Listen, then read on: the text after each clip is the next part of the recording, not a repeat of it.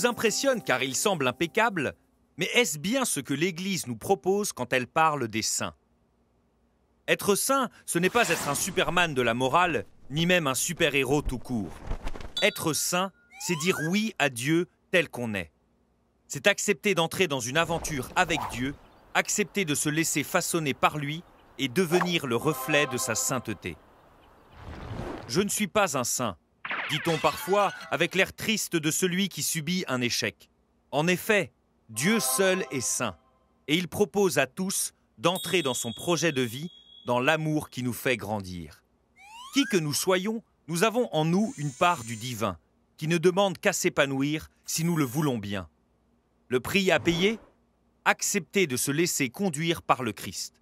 Autrement dit, nous laisser déranger dans notre petit monde bien construit, dans notre religion bien à nous, dans notre propre vision du prochain et de l'humanité.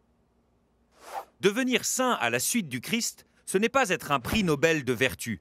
C'est accepter de cheminer avec lui vers un amour plus vrai, plus profond. Avec nos grandeurs et nos faiblesses, nous sommes appelés à être des reflets de la gloire de Dieu tels que nous sommes.